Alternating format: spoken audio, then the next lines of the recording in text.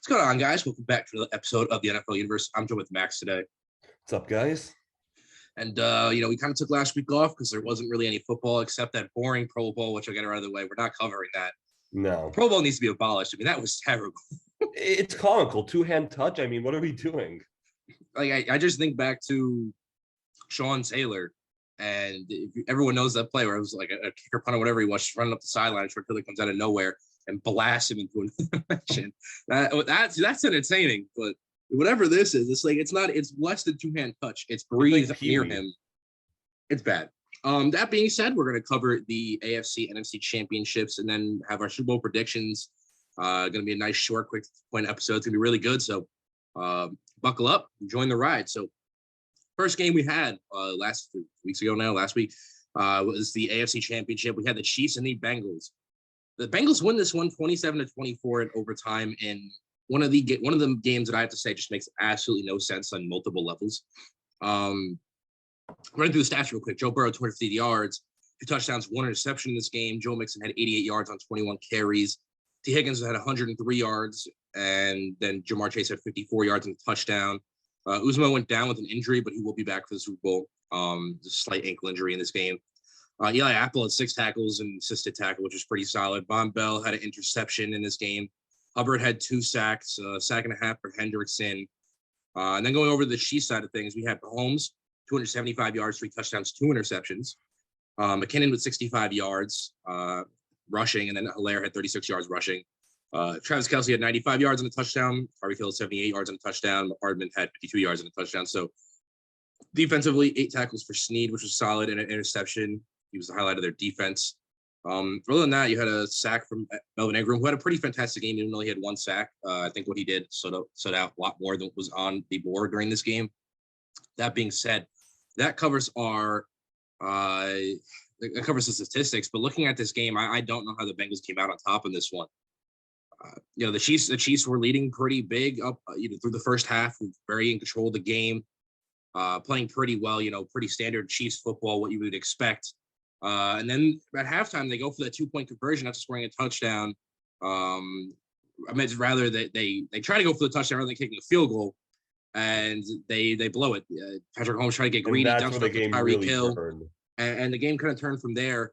The Bengals dominated the second half of football, and it was history all she wrote. Looking back into the end towards the game, right? The beginning towards the game was the complete Chiefs blowout. Not much to talk there. It was the Chiefs being a better team than the Bengals. However, that second half into overtime is where all the conversation needs to be had. Joe Burrow played exactly how Tom Brady would play a football game. He played the game to make less mistakes than you. Didn't do anything overly flashy. Had good decision making, good ball placement, and slowly grinded away at that Chiefs lead. And the Chiefs, on the other hand, made a ton of mistakes. Patrick Mahomes was forcing balls, and he wound up throwing 2 interceptions, especially when they got into overtime. When you saw that, that play at the end of overtime, when he tried to force that ball to Tyreek Hill, I know it was like third and 10 at that point, and they're trying to pick up the first. They had to get it for sure. They had to get it, but I just don't understand why we're trying to slide it into coverage in overtime like that. You have, in my opinion, you got 3rd and 10 on that drive. Dump one off to Travis Kelce, have a draw, pick up 5 yards, make it 4th and 5. The Chiefs will probably get it. There's a lot to cover there. Rather than just trying to hit a deep corner route in between a safety and a corner. And obviously the ball bounced off of Tyreek and the corner picked it. And that was kind of all she wrote. The Bengals grinded it out into the field goal range and the field goal to win. And it just, the Chiefs lost this game by slowly making mistakes. And it was honestly, majority of it was their offense. Their defense didn't hold up throughout the game in terms of late, but they were put in positions where they had to make a ton of plays because of the Chiefs' mistakes on offense.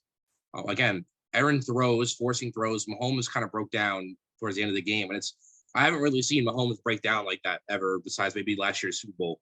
And why he broke down is honestly something I can't pinpoint, because it's not like this Bengals defense was constantly pressuring him, putting him into these manic states. Like, again, going back to last year's Super Bowl where Mahomes was running around trying to make 1,000,005 plays, he was just making unerrant passes. It's just decisions are just big question marks to me. Max?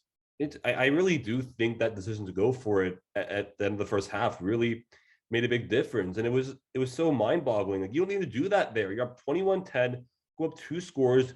you receive the ball when you start the second half, you can keep your momentum there. But once that happened, they just lost it. And like, it's weird to say like one decision really can impact the outcome of the game, but I really think at that point it really did derail whatever momentum the Chiefs had. And like, let's just be honest, they sold in that second half hard. They sold big time. Like, I agree. I'd never seen Mahomes like that before, but it basically went back to what we were saying all year. Like, the reason they probably threw that pass to Tyreek Hill in overtime is because that's the thing they can do when things aren't going their way. All they really can do is hit the deep ball, and they tried it there and it wasn't successful, of course. So my question being is, I don't know the answer to this. What do the Chiefs need to do to get back to the Super Bowl next year? Differently. I do think that having they have Tyreek Hill and Kelsey, but outside of that, their pass catches aren't the best. They had a good run games in that game, so you can't really say much about that there. And the run game was lacking all year. And played better as the year went on too. Although they do need a right tackle. Yeah. But one thing to think about also is I'm pretty sure Mahomes' contract, like his extension, does kick in next year. Am I wrong there? Am I right? I believe it does. And so that's going to take a toll on the rest of their roster too. And they also need defense too, because their defense is, they kept them in that game, I guess, but like it's nothing special. And Mahomes signed the biggest contract extension in NFL history. It's going to eat at the cap, It's definitely going to eat at the cap starting next year. And we saw this year he cannot do it on his own. Yeah, I don't know where the Chiefs go from here. I mean, I'm kind of with you. I wish I had an answer as to why the Chiefs really fell apart in that second half. And then my second question is, how the hell are the Bengals in the Super Bowl? Let's just cover that real quick before we move on. Yeah, I just think Burrow and Jamar Chase are that special. I mean, no doubt about it. I think Burrow's special in terms of he's a great decision maker. He's not the flashy quarterback. He's not going to make the sidearm, no look throws that Mahomes could do. But again, he's going to be a Tom Brady where he's making good decisions and getting his team into winning positions. And it's kind of crazy to me because looking at this Bengals defense, the fact they're in the Super Bowl between like Hubbard and Hendrickson are your best pass rushers, solid players, nothing spectacular.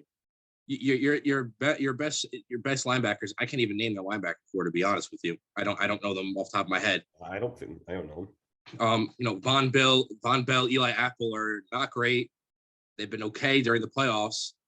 And then you got, and then obviously Jesse Bates, though. Jesse Bates is fantastic, no doubt about it. And that's the only highlighted player I can really think about on that defense. And then offensively, mix in Higgins, no offensive line, Burrow and Jamar Chase, and then Uzma's been pretty solid too. Zero offensive line, can hardly name anybody on that offensive line. So it's just the Bengals kind of schemed through, and they made less mistakes. They didn't do anything spectacular. They didn't play overly well in any of these games in the playoffs. They just made less mistakes than the other teams that they played so far. And now they're in the Super Bowl. It's just absolutely crazy to think that happened to me. And here they are. Second-year quarterback Joe Burrow takes the awful Bengals, and everyone predicted they were probably going to finish last in the division this year. They're in the Super Bowl. Just goes to show you, it's one of the craziest years in NFL history, which me and Max were talking about it over the week, and it's just one of the tips of the cap, icing on the cake here.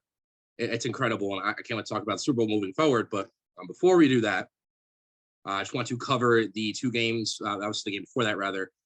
Rams and 49ers, Nfc Championship. What a fantastic game here. I mean, all the games in the playoffs so far have been like 3-point win by a field goal type of games. And it's been an absolutely fantastic playoffs. I mean, I have no complaints about the playoffs so far. That being said, Rams win this one 22-17. I think the 49ers have been like 5-0 in the past like 3 years against the Rams. Pretty much Kyle Shanahan's pretty much had the Rams in Sean McVay's number. And I think they're the perfect matchup for it. 49ers are a difficult matchup because of the things that they present in terms of Deebo Samuel's so versatile. Their defensive line is good. And their secondary, linebacker core is pretty good, obviously. So it's an interesting combination of players they have that makes it a tough team to beat, but they're not an overly winning team, especially with Jimmy Garoppolo, which we'll get to after. But that being said, Rams win this one 22-17. Going through the stats, Jimmy Garoppolo didn't have an awful game in this one, but 232 yards, and statistically wise, we'll get back to what he did later. 2 touchdowns, 1 interception. Deebo Samuel had 26 yards rushing. Elijah Mitchell had 20 yards rushing. Deebo Samuel also had 72 yards receiving and a touchdown. Brandon Ayuk had 69 yards. And Mitchell had 50 yards receiving, as well as Kittle had 27 yards and a touchdown. Warner had 7 tackles. Thomas had 10 tackles. You had an interception by Ward. You had a sack and a half by Bosa. half sack by Abukum. I've never heard of him before. Probably butchered the hell out of that name. And then Rams, we have Stafford, 337 yards, 2 touchdowns, 1 interception. Cam Akers, 48 yards rushing. Cooper Kupp, 142 yards and 2 touchdowns. Beckham had 113 yards. And then beyond that, Bland had 57 yards. And then defense-wise, looking through the stats here, it was an interception by Howard. I remember that one. Obviously, it was the biggest one, and that was kind of it there. And they had no sacks on the 49ers during this game. So that being said, going through this game, the 49ers have a very good offensive line. That is the key. They play as a team, and that is the key to this team, right? They run the ball with efficiency. They don't take sacks when they do throw the ball. And I think any quarterback, I think with weapons, and the 49ers have kind of developed their offensive line, would be fantastic in this situation and be able to succeed with it. Jimmy Garoppolo is not that guy. He not only can he not do anything spectacular, he can't do the basics in terms of decision making. I mean, he threw that last like flip up play where he threw an interception. Yeah. The only reason they didn't get sacked, by the way. You got to take the sack there. I mean, given, was that play horrible? No, it wasn't 100% his fault. He did get to it was a running back. I forget who it was. Still doesn't matter. Like, hit him in the hand, bounce off onto that ball. Pick, yeah, exactly. So you got to take a sack there. Again, Jimmy Garoppolo's decision making. They're moving on to Trey Lance, no doubt about it. Where will Jimmy Garoppolo be after the season? I don't know. I don't know if any team's going to want him because he has a huge contract. That's what I was wondering too. Yeah, I know everyone's like, oh, they're going to trade Jimmy Garoppolo. Where's he going to go? Who's going to want Jimmy Garoppolo? He's getting paid, top 10 quarterback money. It is only one more year, right? Yeah. So the 49ers may have to eat that year or release him. No one's going to trade a first round or anything significant. So I think either they're going to have to release him and try to work out the contract so they save a little bit of money, or they're going to have to eat the contract, just say we have an expensive backup for a year. I mean, because I don't think you're able to trade him for anything worth of value. Maybe they are working together to find a trade partner, but again, who's going to take on that deal? I mean, there are a few teams maybe, but like, and I'd rather have Jimmy Garoppolo than, again, considering the talent and the money he's getting paid, I'd rather have Jimmy Garoppolo than like a set of 5th round picks. Yeah. So it's just 49ers might be better off holding on to him or working out some contract situation. It really depends. We got to see what they do. But again, if they do find a trade partner for a set of 5th round picks, that does offload the salary, so that would be optimal for the 49ers. So it's gonna be a complicated contract, situation around his contract is going to be able to move him or not. That being said, 49ers, again, really interesting matchup. Deebo Samuel is a fantastic player, and this 49ers team is going to be pretty solid moving forward. I think they have a good couple of pieces, and I think as they fill in pieces where they need it, they're going to be pretty good again. Nick Bosa is really good. Deebo Samuel is really good. They have a couple superstars on offensive. I think they're one quarterback away. I don't doubt it, honestly, because I think if you address that secondary, right, which I think that secondary is kind of weak for the 49ers, you address that secondary, and then maybe you fill a piece on the offensive line, maybe pick up an extra receiver, whatever it is. Most importantly, quarterback, number one piece, quarterback, and then secondary. I'd say those are your number 1 and number 2 fixes that you need for this 49ers team. They beat the Packers and they almost beat the Rams here and wins the Super Bowl. So again, they're one special quarterback away, one Rams trade for Matt Stafford away from being in the Super Bowl. I definitely agree with you. And then looking on the Rams side of things, right? The Rams, I think, are the best team coming into the season. Not coming into the season because I doubted them coming into the season. However, about halfway through the season, I think they kind of fell off. They hit a cold slump, but again, day in and day out, they're still the best team in the league this season. Matt Stafford was the perfect trade for them. Obviously, Jared Goff was similar to that Jimmy Garoppolo role, where he's obviously better than Jimmy Garoppolo. Don't get me wrong, I think, but a guy that's not going to put your team above him beyond else. He's not going to be that leader that really gets you over the hump. Matt Stafford, I think, is that guy. He's played fantastic. Whether he's running the ball, pick up first down, even on that end, he's been pretty good. Decision making is fantastic. Ball placement's fantastic. Leadership's fantastic. Everything you want in a quarterback. Cam Akers has been a really good runner of the football since he's returned from his ACL injury. Sonny Michel's been pretty solid. Cooper Kupp's been absolutely fantastic, obviously. Odell Beckham's been the most efficient. I think he's the PFF rated number 1 receiver in the playoffs, if I remember correctly. I saw a statistic on that. Been very good. Made it obvious that the Browns were the issue. And then defensively, again, they didn't generate a ton of pressure in this game, but when you think about the pressure this defense can generate, I love this Rams team, and I don't think the 49ers really stood a chance in a game of this caliber with a quarterback like Jimmy Garoppolo. Max? Yeah, I mean, looking at the Rams, one thing I want to comment about Matt Stafford is I watched him in the regular season play, and I thought to myself that when they were going through their their stump. I thought to myself, okay, Matt Stafford's a bit of a turnover machine here. He's going to want to have to, contain the football, hold on to it. He's done better this playoffs. I mean, he really should have had one in the NFC Championship. He threw a deep ball, and somehow Jaquiski Tartt had an egregious drop, and that made a difference too. But he's doing a much better job hanging on to the football. And obviously, this is speculation here. Part of that could have been like finding out what he could really do, because it was obvious Detroit's held him back for all these years. Like, even if he doesn't win the Super Bowl, it's obvious Detroit was a problem. We've known this for a while. But the bottom line is now he's doing a better job to hang on to the football. He's playing better, more complimentary football besides that one play. But if he can do that in the Super Bowl here, that's might just be what the Rams need to win it. 100% agree with you. He led the league in pick sixes throughout the regular season, and he's kind of cleaned it up a little bit going into the playoffs, which has been fantastic for them. But the guy's a gunslinger. He throws the football as hard as anyone else does in the league, and it's really special. And with that being said, covering last week's games, we have the big game ahead of us. Super Bowl, why am I blanking on the number? 56. Thank you. I think so. Rams and Bengals. Right now, the Rams are, in terms of the spread, are a 4-point favorite here. And the over is at 48.5. This is all being DraftKings, by the way. Right now in the money line, Rams are a negative 200 favorite, and I'm agreeing with that. I'll say my pick right now. I'm going with the Rams in this game. I don't think the Bengals stand a chance. If you look again, the Bengals have gotten a fantastic run. They've made some of the best decisions in the playoffs in terms of as a team. Not turning the ball over, being in the right spot at the right time. I just don't see how the Bengals can survive the Rams in this game. As James Harden just got traded to the 76ers for the Ben Simmons. No, he did not. Yeah, it just happened. No, he did not. Yeah, it just happened. Are you serious? Yeah. Wow. Okay. I have to address that later.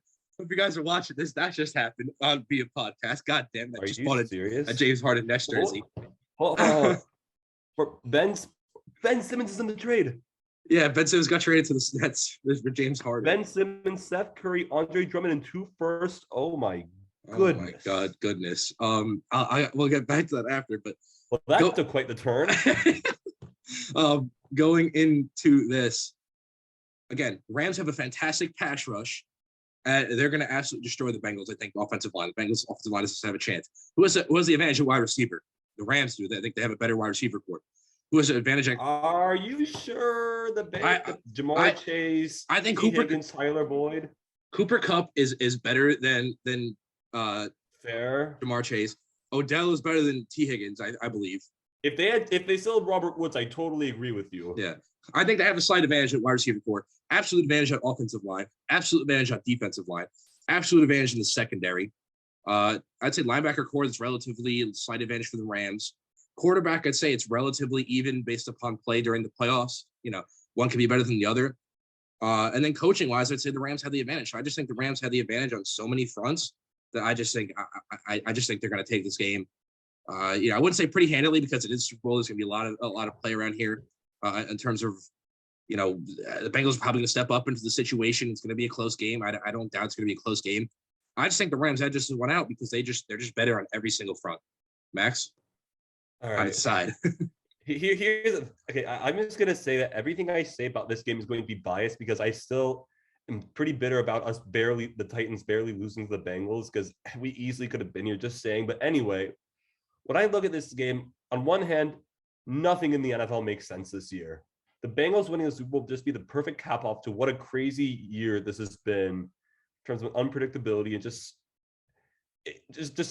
the sheer craziness that's ensued. But I feel like it's my job to look at things objectively here. And when I remember watching the Bengals play against the Titans, in the trenches, they were completely dominated. 9 sacks given up. The Rams are going to be as maybe bigger of a challenge with Von Miller, Leonard Floyd, and Aaron Donald on the other side. I don't see how they can contain that. I think Joe Burrow is going to be under a lot of duress the entire game. That's for sure. But also, when you look at this Bengals offense, look beyond their exterior. There's some issues with this team. Number one, they don't, besides the offensive line, they don't really score that much in the red zone.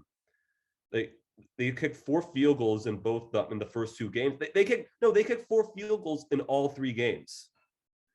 And then the first game they had 2 touchdowns. The second game they had 1 touchdown. The third game they have 2. So like when they get down into the red zone, their scoring is not very good. And if Matthew Stafford can play even half as well as Ryan Tannehill played in the divisional round, which he should, the Rams are going to win this game. And again, nothing makes sense. I mean, if Matt Stafford does make that mistake, the Bengals are right back in it. But just looking at everything, and when I look at it from a football perspective, which is it's just unfortunately what you have to do, I think the Rams. I have to take the Rams on this one.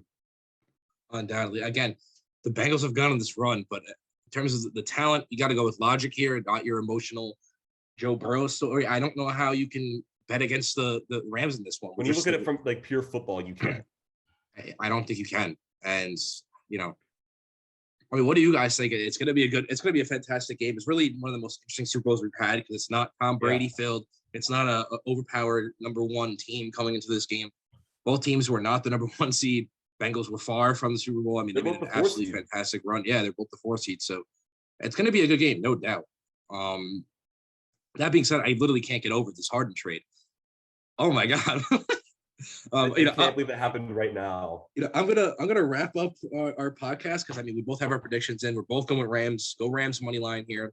A lot of good bets on DraftKings if you guys are betting. A lot of boosted odds, some good stuff there. That being said, if you guys have any questions, comments, concerns, leave them down in the comments. Thank you guys for watching. Hope you guys enjoyed. See you guys next time as when we cover what happened in the Super Bowl.